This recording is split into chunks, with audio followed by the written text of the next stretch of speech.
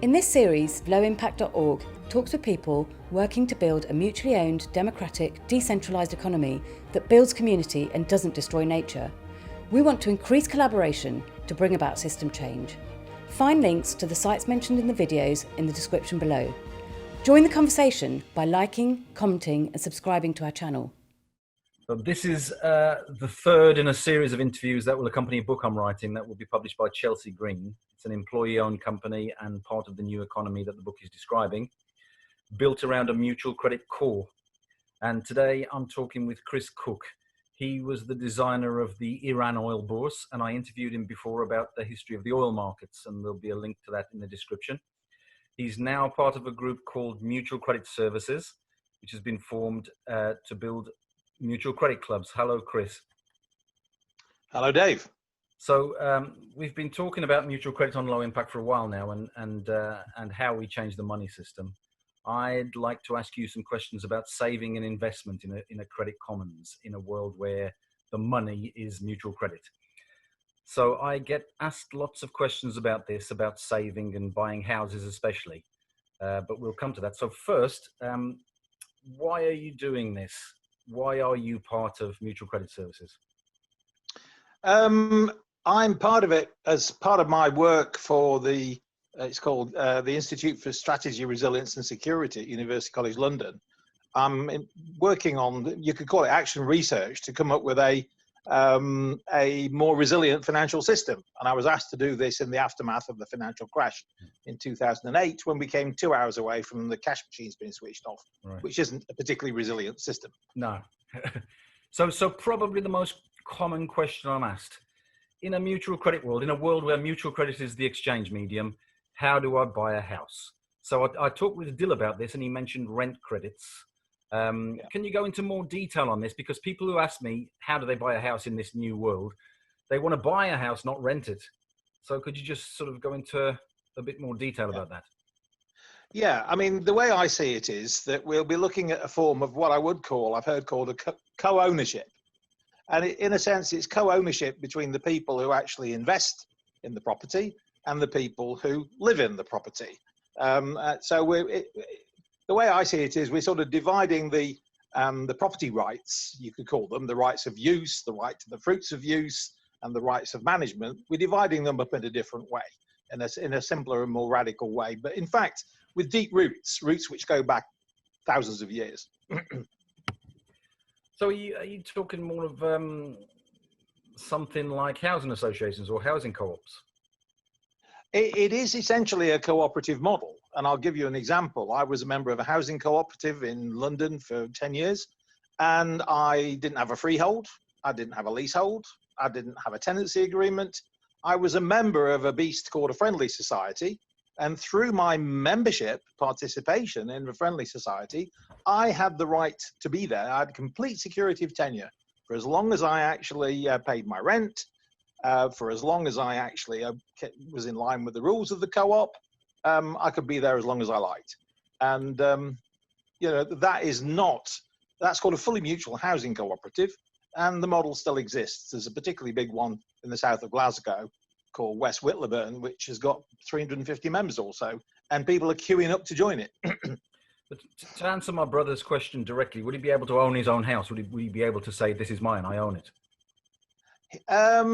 He could say, I co-own it. I mean, does he own it?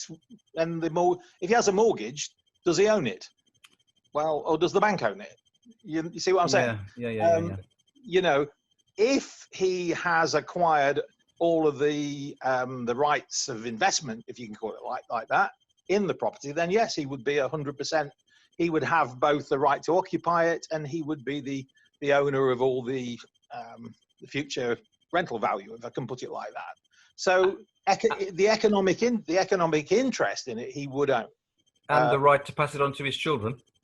He would be able to pass on to his children all the economic rights which he has. Right. And he could, if he liked, pass on the right he could pass on the right of occupation to one of them, and he could give the right of the investment rights in it to share among four of them, for instance. It offers the methods we've developed offer the potential for new forms of equity release, and for new forms of passing wealth down the generations. Now, is it possible to talk about the methods that you've developed, or do you think that yes, sir, Dave. What I've done is designed, if you like, a new agreement for occupation, investment, management, and what we call custody of land. Now, there's nothing new about designing new agreements. There was a smart lawyer in the US designed an agreement for co-ownership called condominium. I'm sure people will have heard of a condo. Yeah. Well, this was an agreement dreamt up by a smart lawyer that people started to use, and it went viral because it was a good agreement. And and basically, it is an established form of tenure over there of ownership. And developers will come along, borrow money, build a condo. You and I will come along, borrow money, buy a condo. In a sense, Dave, what I'm doing is saying, well, actually, we can bring the investors, rather than have a bank outside the condo, we can bring an investor inside the condo simply by prepayment. This is the point. Prepayment of rent at a discount. That's the financial innovation here. Prepayment of rent at a discount, because nobody prepays rent if there isn't a discount. You know, that's the innovation. So there would be new institutions set up, or I mean, where would my brother go? Who would he speak to? Who would he set up on a? Obviously, there isn't one of these yet, so it's a bit like a dating agency.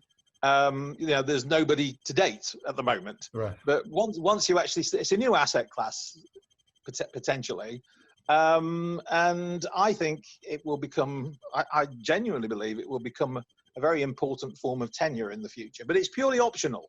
You see, the thing is that this is an agreement. It's a mutual agreement, and anybody who consents to joining it can join it. And if it works, like with the condominium in the States, that's why I coined the name for it of non-dominium, right? That essentially nobody has dominant rights over anybody else. You know, the investors have certain rights. The people who live there have certain rights. You might employ a manager or you might not, depends on the size of the building and whatnot. And there is always what I call a custodian, somebody who has the right of, you could call it final veto, a bit like a share, a golden share. So these are the different stakeholders in what I call a non-dominium is a word which I invented because it didn't exist. It describes the agreement quite well. But the key element is prepayment of rentals at a discount, or it could be production. You could have a production sharing agreement for, farmland, for instance. And guess what? That used to be called a tithe. There's nothing new to what I'm talking about. Tithing arrangements have been around for 1,000 years. Prepayment of rent was how the kings of England raised money for 500 years. And that's where the expression rate of return comes from. It's right. Where the expression tax return comes from. And it's where the expression stock comes from the wooden tally sticks. There's nothing new under the sun, Dave, actually. So currently, if somebody buys a house worth, say, £200,000 over 25 years, they're going to end up paying back £400,000 because of interest. Yeah. Now, more and more people are beginning to understand this now. But when banks loan money for mortgages, they don't actually have that money. They just create it from nothing and charge interest on it. So if that's the case, why do they have to charge £200,000 interest on a £200,000 house? What's the risk for them, especially as they have the house for collateral? Is it a scam? It's not a scam. It's greed on the part of the investors, the depositors. The depositors expect something for nothing, which is money for the use of money. Nobody objects for paying money for the use of land, but money for the use of money is something that has been proscribed. It's all the great religions forbid it. They have rules against usury. But we have come to expect that we deserve a return of money for the use of money. In fact, what I'm saying is, what you are entitled to a return for is for the use of an asset like land or energy or intellectual property or my time, So I believe that the basis of money, Dave, it comes down to the basis of money, is in fact utility. It's something useful over time. That's where the there's a major misconception at the root of the system that confuses use value, utility, use over time, with exchange value. Okay, and we've all got bound up in confusing the two types of value. So for me, the basis, if I give you a token that you can use to pay your rent with or your mortgage with, will you accept it? The answer is yes. If I give you a token that you can use to pay your energy bill with, will you accept it? The answer is, well, yes. And if I give you a token that you can use to pay for sort of Netflix, you know, communications, use of knowledge and whatnot, then most people would actually accept that. The question then arises is, what is that worth in exchange? And this is where the store of value comes in. You know, obviously it's prepayment for something useful is a store of value. Yeah. And would you get a discount on that? Prepayment for rentals, definitely. It gets interesting when you talk about energy, because energy, yes, it's negotiable. But if the energy is based on finite resources like oil or gas, then you might think, well, actually, it's going to go up in value. It's going to be more expensive in the future. future. And therefore, a discount is not warranted. Yeah. You know. Yeah. Just staying with the house for just a few seconds more. Sure. So what do you think the fees might be like for buying a house in this system? I guess they wouldn't double the price of the house like in this system. Right. Well, with this system, land is never bought or sold again. Land is essentially held by a custodian, a bit like a community land trust holds land in trust. And in fact, a co-op essentially holds land outside the market similarly. It's not dissimilar to that. The land is not sold. The occupier may change, the investor may change, and the manager may change, but the land is not sold. So, you know, a new occupier, I think what we'll see is estate agents have a function of introducing people who want to live somewhere with somewhere where they want to live. And that's a value added, and it's around, because estate agents bring tenants in as well as bringing, you know, buyers in. So the estate agency, you know, profession is going to continue.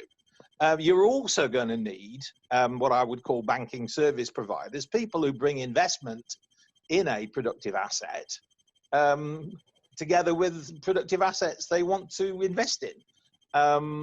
You know, so and don't forget that, you see, $17 trillion at the moment is currently getting negative returns, sometimes going out to 30 years.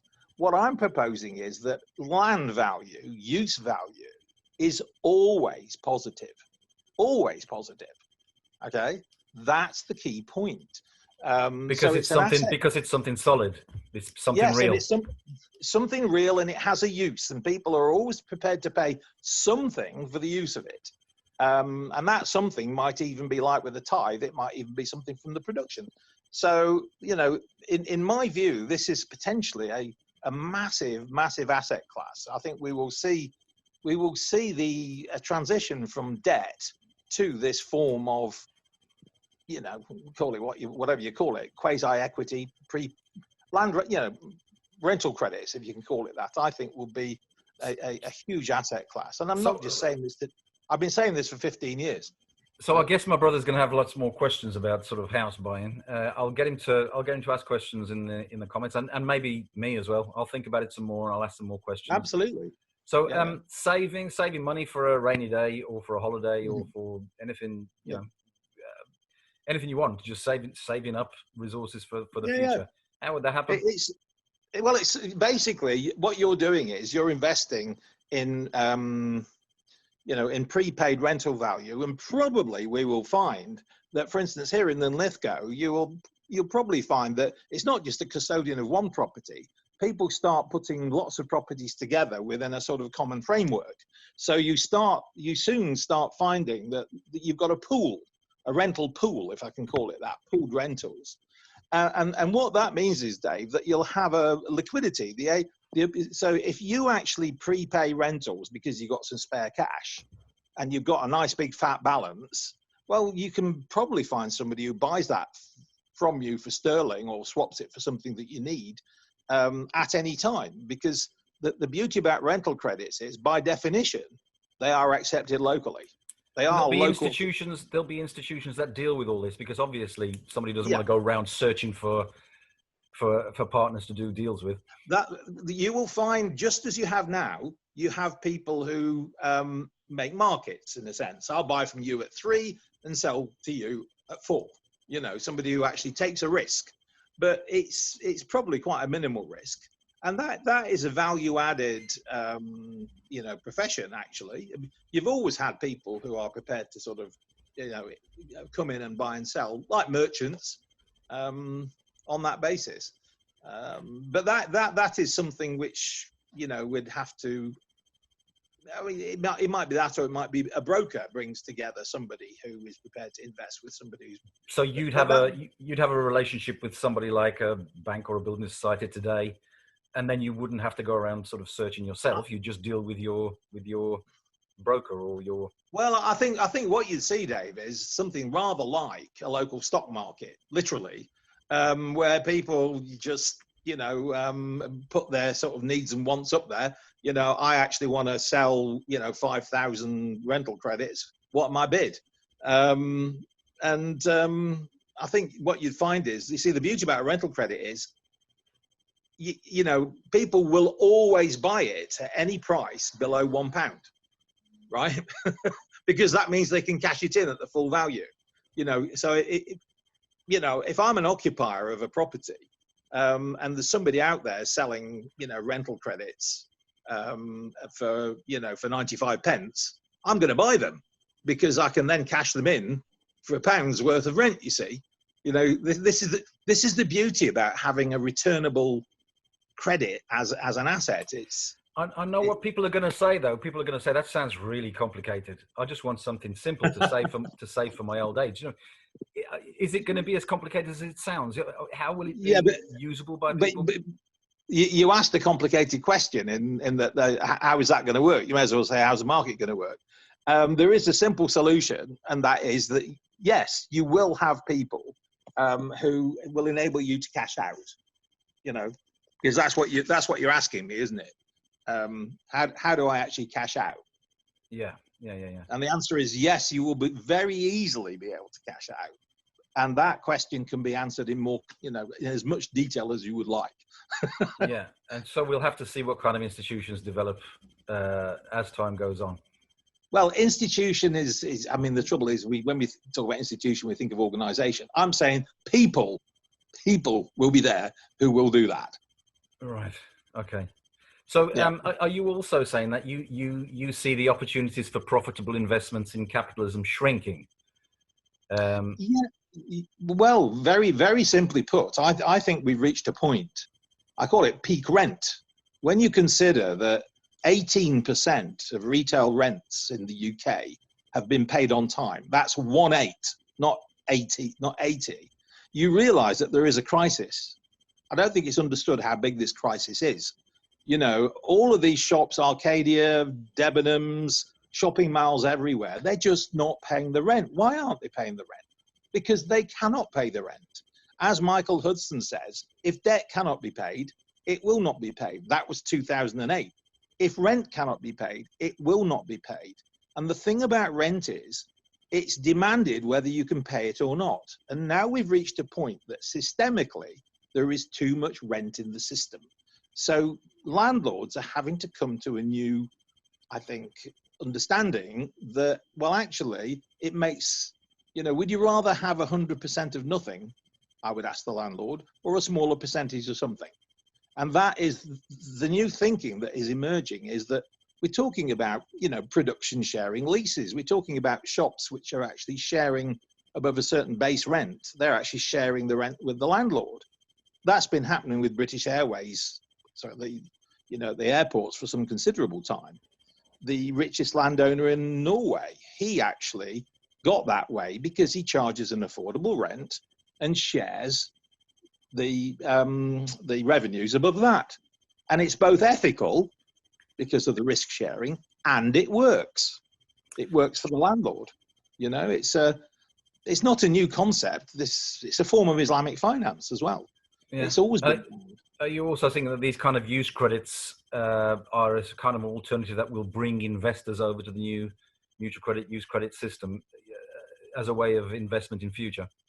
Well, if you're getting negative returns, and here's something safe that offers you a positive return, Yeah. and there's a very important point to make here, and that is the question of affordability. Okay. Now, with debt, with a debt contract, the poorer the person is, the less creditworthy a person is, the more he gets charged, and therefore the less likely it is that he can pay. It's a vicious cycle, yeah. Vicious circle. Whereas with affordability, if the rental stream is genuinely affordable, because maybe it's limited to a percentage of somebody's income, if it's genuinely affordable, then by definition, Dave, of the word affordable, it's more likely to be paid. And if it's more likely to be paid, what does that do? It lowers the risk. So I am saying that actually an affordable rental stream being more likely to be paid is an extremely attractive asset class for pension investors. All these people who are currently getting negative returns will be queuing up to invest in genuinely affordable rent, because that gives them a security of investment that they're looking for. And it's a positive return. Now, being an occasionally cynical person, I'm sure you'll be saying, but a zero rent is infinitely affordable. I'm sure that's the next question you would have said. Not necessarily, but carry on. All I'm saying is there is a limit to this. You know, there is a limit to this. Yeah. But even a zero rent, if you get your capital back, is still better than you're getting now. So it sounds as though there's going to be much less scope for sort of wealth accumulation and concentration. Yes, because there is less something for nothing, Dave. It is the something for nothing that leads to the accumulation of wealth. Yeah. And I think that this model is essentially, it goes from a zero sum or a negative sum game to a positive sum game. And I think that's why I'm so optimistic about the future, because I see that capitalism will, in its current form, eat itself. Okay, it will sort of disappear up its own posterior. It will, because what will happen is, you know, you hear all this rhetoric, Dave, about cost cutting, don't you? You know, the neoliberal sort of rhetoric of cost cutting. Well, what's the biggest cost of all? It's the cost of something for nothing being paid to rent seekers. That's the biggest one. Mm-hmm. So if we can start saying, okay, let's dispense with that rent is not going to be paid because people cannot pay it in the future. Let's come up with a new settlement, essentially, on a more sustainable basis. I think we will see a not redistribution, because that will be resisted. Redistribution. Like a pre-distribution. Redistribution is the word I was looking for, Dave. Yeah. So what's the order of things? What needs to happen first? Do we need to build mutual credit clubs and start to federate them into a credit commons before thinking about the store of value, or both at the same time, or does the store of value come first, or how do we go about things? Well, mutual credit is what I call people-based credit. There are no assets involved per se. It's you and me dealing directly, and in accounting terms, it's what we would call double entry. You know, plus and minus. I get a positive balance, you get a negative balance. Yeah. But my point is that wherever you get assets involved, you get a third entry, which is always positive, right? It may be a positive of prepaid rentals. It may be a positive of prepaid energy. It may be a positive of prepaid IP use, but it's always positive. And these credits are essentially based on promises. That's what mutual credit is based on. It's based on my promise, which you accept. Okay. That is how the system of banking came along, that, you know, somebody would give a promise, it would be accepted by somebody else who passed it on to somebody else, who passed it on to somebody else, and then it would come back to the issuer. That's what a check is. You know, it's just that the bank who issues the check doesn't actually provide any value when it issues the check. What the bank is essentially doing is guaranteeing the credit of the of its customer. But we don't think of banking in those terms anymore. You know, banks used to add value. Now they extract it. And I believe we're going to go back to what I would call banking as a service, where they provide a value added function. That's the I way lost I track of see the it. question there somewhere. So what are you saying? It's happening at the same time. It's happened simultaneously, or Yes, in parallel. Absolutely. yeah. So Absolutely. mutual credit clubs, they're not for individuals, at least not initially. We might get a business to employee system going like Sardex at some point, but how can we bring individuals in? How can individuals who are not sole traders and they're not part of a small business, how can they be incorporated into this new world? Right. Well, that's actually quite simple. I think everybody is capable of providing value. So if I look after somebody, I'm providing care. If I do something creative and write something or draw something or take photographs or do, there's all sorts of wonderful creativity that people are capable of making. Then, that is something which actually has a value, which isn't a commercial value, but is still, one could argue, valuable. And we're getting here into the world of sort of local exchange traded schemes and they didn't work out too well, did they? Well, I mean, they not badly, but they didn't sort of really change much in the world. No, they didn't provide what I would call a value which is universally acceptable. But what they did do is that they are very, very good means of building trust among small groups. Yeah. So you will find many let schemes which cease operation, and the reason is not that they've failed, but that they've just stopped keeping score. It's that simple, because they've built trust, and now they just they swap services and look after each other's kids and do whatever it is, but they don't bother keeping score anymore because they just trust each other. They're just a gang of people. At the end of the day, what it comes down to, the whole monetary system, is trust. I trust the bank and the bank trusts you. I trust the credit card company and the credit card company trusts you. But we pay them to provide that, call it a guarantee. That's the way the current system is. And what I'm saying is, well, actually, we can deal directly, but have a form of mutual assurance. This is where the mutuality comes into it. The idea of having a mutual assurance, call it a club or whatever it is, which that's existed in the shipping industry for 150 years. Ship owners club together to mutually assure risks that the middlemen in Lloyd's in London will not take. And that form of risk sharing is completely achievable. You could do it tomorrow, because you don't need a middleman to do it. It's just people clubbing together to do it. These are sort of additional tools that we could provide. I mean, you'll be familiar with the first credit card, Dave, I'm sure. You know which one it was? The Diners card, was it? The Diners Club or whatever it was? The Diners Club. So essentially a club of local restaurants started giving time to pay. Again, that's what credit is, gave time to pay to local diners. And that was interest-free credit, but it had to be paid at the end of the month. So that was like what I would call a charge card. And banks got involved when people wanted to roll over the balance from one month to the next. And that led us to Visa, and it led us to MasterCard and all the rest of it. But it's completely possible to create that sort of architecture in a local town. And the mutual credit accounting system that we're building, and the system we're building, will be able to actually account for this. And it would need a service provider, which is what Diners Club had. It's what the P&I Club Shipping Club has, a service provider.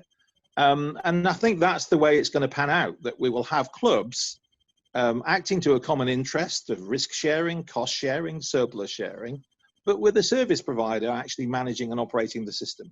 And you and I, Dave, that's essentially the role that we're playing within the mutual credit system, is of providing certain services to help get the system up and running, and then marketing it and running it in the future. That's the way I see our role. Yeah.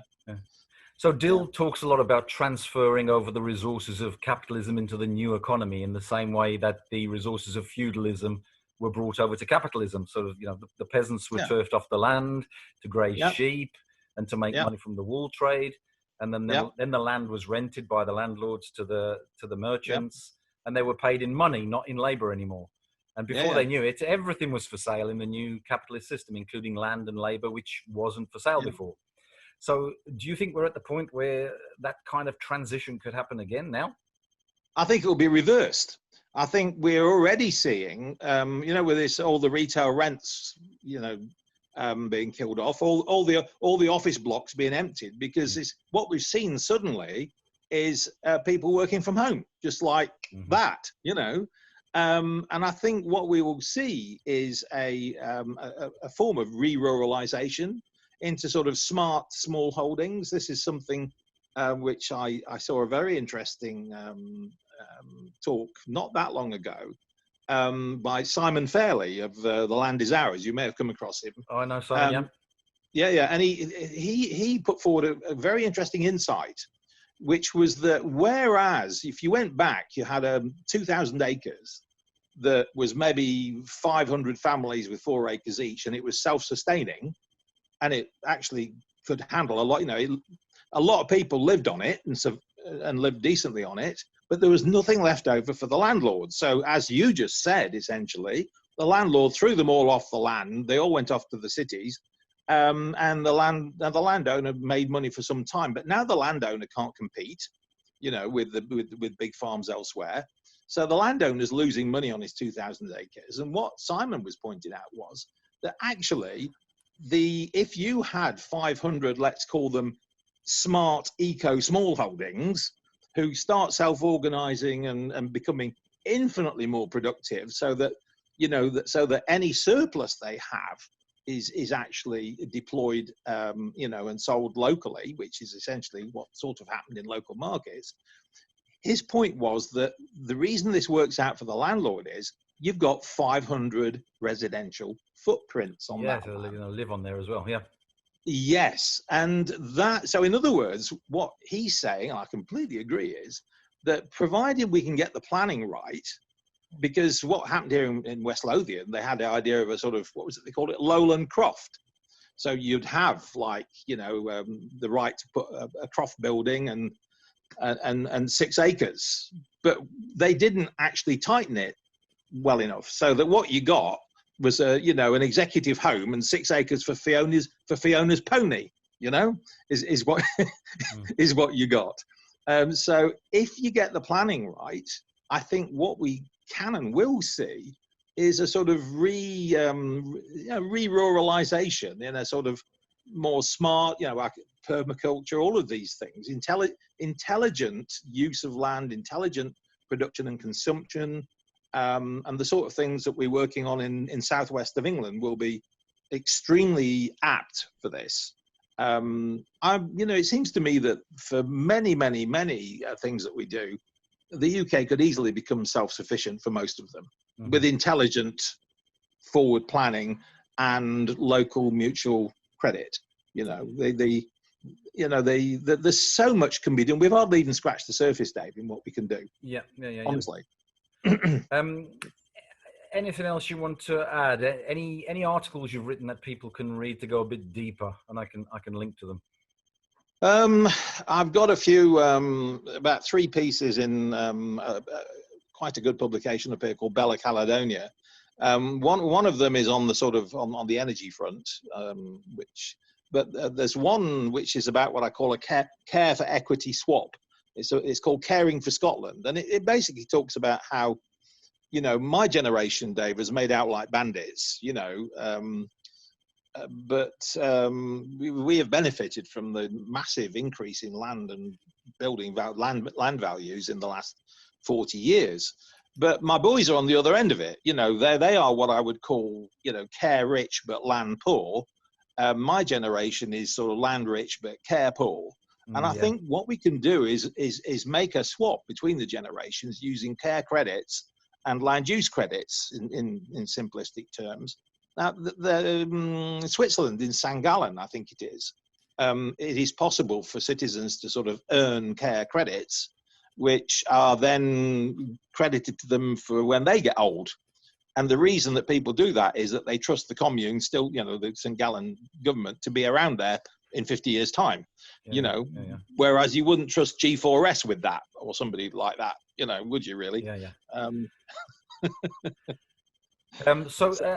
Well, thanks then, Chris. I think the clubs and the Credit Commons ideas are relatively easy compared to the store of value sort of ideas. If anybody's got any questions for Chris, please post them on the blog or on YouTube, but you'll have a better chance of being answered on the blog, I think. Yeah. And if go on, sorry. Just to sort of wrap up on that store of value point, I think prepayment for use value is what I'm talking about. And I think most people do understand prepayment. Prepayment meters are routine in the poor pay more. They lend money to the utilities and get charged more to do it. That's not exactly right. So prepayment is obviously a store of value when it's for something useful. That's all I'm saying. Yeah. Okay. So, so if you want to follow more of these interviews, please subscribe to the blog or subscribe to the YouTube channel. And in the meantime, I'll listen to this again, Chris, and I'll read some of those articles, and I'll probably come back with some more questions. But yeah, thanks ever so much for the time being, Chris, and I'll speak to you. No worries. I'll send you the links. Cheers then. Cheers, Chris.